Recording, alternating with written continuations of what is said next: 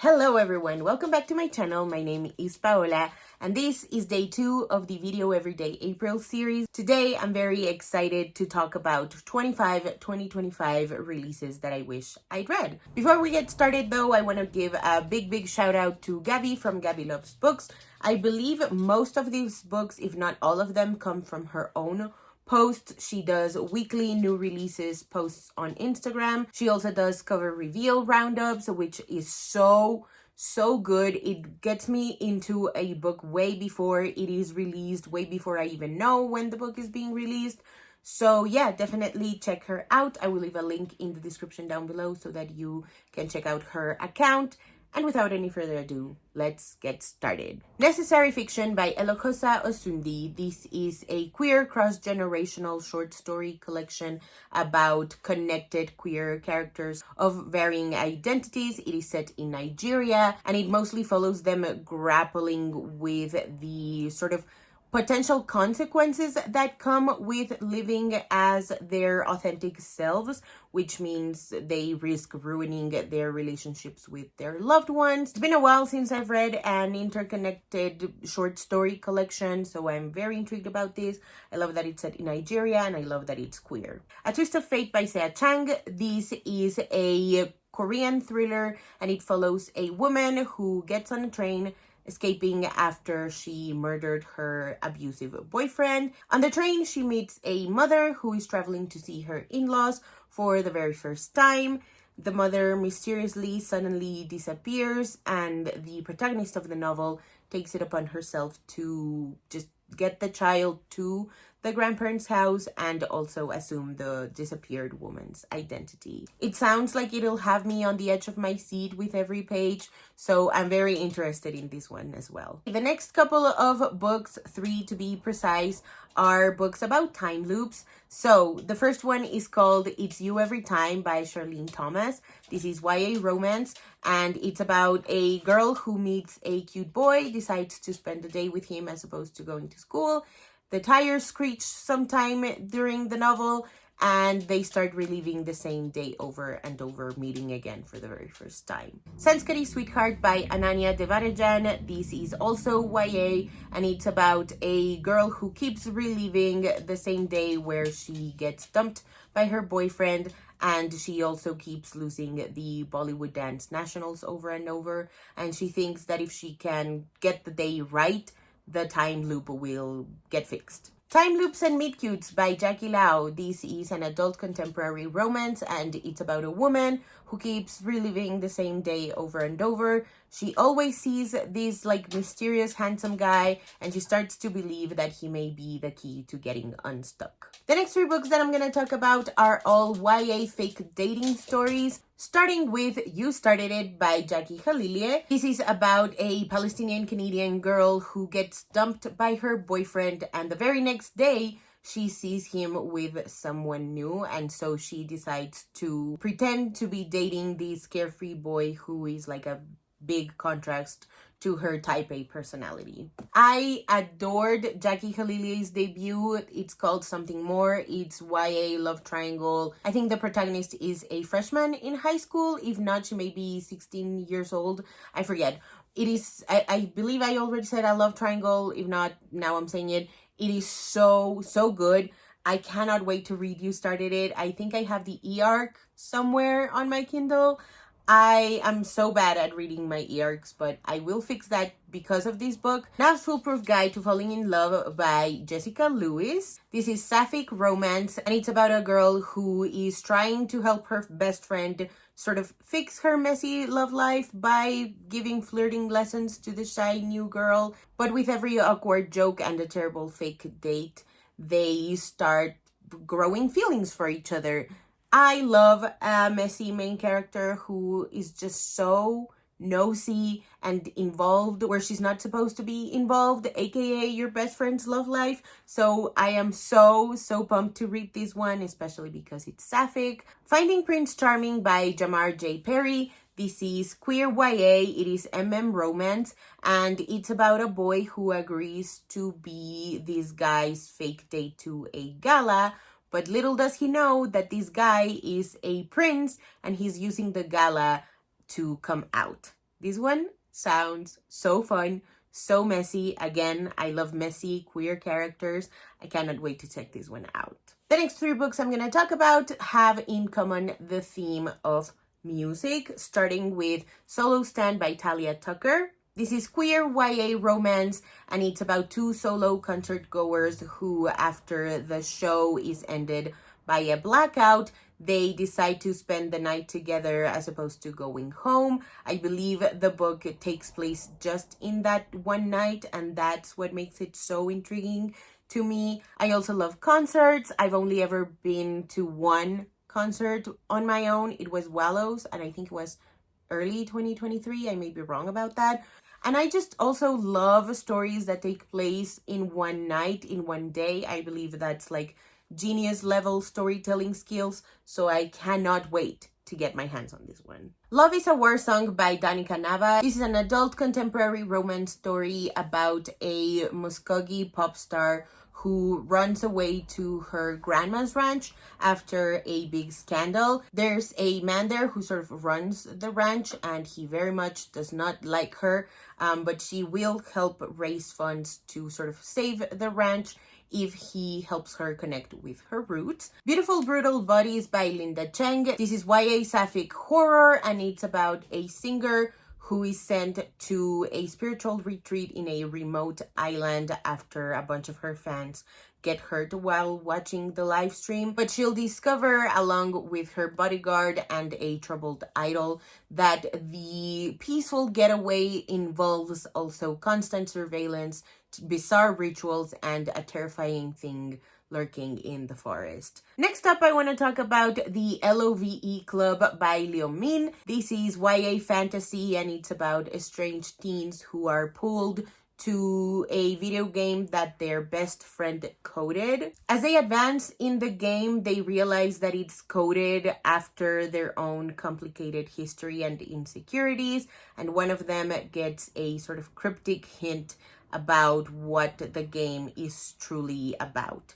This one was written specifically for me because I love stories about just getting sucked into a piece of media, whether it's a video game, a story, a book, a movie. It just sounds so fun. K Jane by Lydia Kang. This is another YA contemporary story. One follows a Korean American girl from Nebraska who makes social media content about being Korean, but she is discovering that being Korean is a lot more complex and layered than tasting different kinds of kimchi for the camera. I love stories about complicated heritages. I love stories about the diaspora and how kind of weird and complex and just like it's really odd having to connect with a heritage that is so far removed from you, apparently. Again, I'm making assumptions. I don't know this book. I just know the cover. It's lovely, very 2000s coded in my opinion. And I love the premise. The Great Misfortune of Stella Sedgwick by S. Isabel. This is YA historical. I think it's a romance, and it's about a girl who is offered a life-changing inheritance. And so she has to go to London, and in there she's, trying to adapt to a different society while also reconnecting with her childhood friend who has now a sort of rakish reputation, which is code for misunderstood bad boy. And I love me a misunderstood bad boy. That's a little bit of a toxic trait that I had in my teenage years, and now I focus it on fictional characters only. The Buffalo Hunter by Stephen Graham Jones. This is adult historical horror, and it follows the life of a vampire haunting the Blackfeet Reservation looking for justice because a journal by a Lutheran pastor in 1912 unveils a chain of murders that happened in the Blackfeet Nation. I love horror, and the fact that it's historical, it's set at a Blackfeet reservation, vampire, it just sounds like the perfect recipe for a book I will love. The next couple of books are all sapphic romances, starting with The Relationship Mechanic by Carmen Lee. This one follows a woman who is in town for a visit. She wants to have a fling, but the cute mechanic doesn't want to be with someone who's just there who will eventually leave. This one sounds really fun. It sounds quite hard-hitting. It sounds really well balanced. I don't know. It feels like it will be emotional and at the same time it'll be rom-com-y. Again, I'm just assuming, going off of the cover, going off of Carmen Lee's posts on social media. I'm really excited to check this one out. This one is available on my audiobook subscription. Again, link in the description below. I am not sponsored. Get Real, Chloe Torres by Crystal Maldonado. This is a sapphic YA romance about a girl who has a perfect road trip planned out. The only thing that's missing are her friends talking to each other. And so she has to come up with something to get them to agree to go on this road trip and, you know, just figure out what went wrong and how they can fix it. And Gay the Prey Away by Natalie Nodus. This is about a girl who starts to question everything after she sees a queer book at a library. She's also falling in love with a girl, and so she's starting to break away from the evangelical fundamentalist Christian church that she grew up in. This one sounds really painful. I feel like this is the most hard-hitting book in this list. I don't know. I could be wrong about that. But I love me some hard-hitting stories. I love stories that don't shy away from the truth. Not that anything that's fun and lighthearted shies away from the truth. There's, you know, space for that. And I also love that we have space for stories like Gay the Prey Away. Okay, the next two books were written by Asian authors and are horror stories. Let's get started with Bat Eater and Other Names for Cora Seng by Kylie Lee Baker. This is a horror story about a germophobic crime scene cleaner who is haunted by the sort of ghost of her dead sister and a serial killer. The Hungry Ghost Festival is approaching and she keeps finding bats at the murder scenes of East Asian women. I love the idea of a germophobic crime scene cleaner.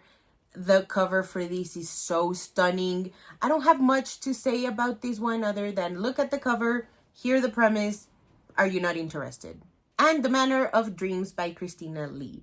This is YA sapphic gothic horror. Actually, I don't know if it's YA. I just know it's sapphic horror.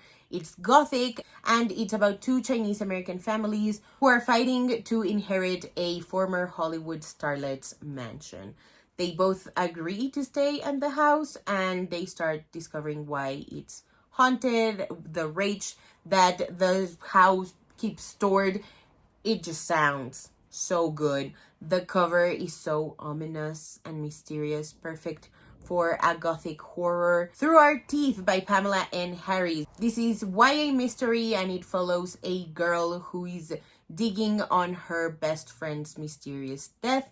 She thinks it was her boyfriend, and so she recruits two friends to sort of figure out if he actually did it. But in doing so, she also starts realizing that these two friends also had motive and opportunity. Make Me a Monster by Kaylin Bayron. This is YA Frankenstein-inspired horror. Another book that was written for me specifically. This one is about a mortician's assistant at her parents' funeral home, and strange things are happening. Ravens are circling her home. The dead are no longer staying dead. I love the cover for this one. I love Kaylin Bayron's prose. I love her horror shit so much. I cannot wait to check this one out. And again, inspired by Frankenstein, the ravens, the gothicness of it all. I can already feel myself loving it. I cannot wait to check this one out. Roar of the Lambs by Jamieson Shea. This is kind of complicated, so I'm just gonna read it off of my synopsis, aka Gabby's synopsis. This is queer YA thriller about a psychic who finds a mysterious box that shows her a vision of death and chaos, with her and two rich kids in the center of it. Their family histories are intertwined, and they'll have to discover the origins of the box and prevent the apocalyptic prophecy from coming true. Second to last book is Harriet Tubman Live in Concert by Bob the Drag Queen. This is about historical figures returning to life, and Harriet Tubman is one of them. She has a lot to say, and so she recruits a hip-hop producer so that she can create an album and have a live show about her life. I love the fact that Bob the Drag Queen wrote this one. I have it on my Libro FM account. I just need to focus and read it. It's also quite short. I believe the audiobook in real time is 4-ish hours long.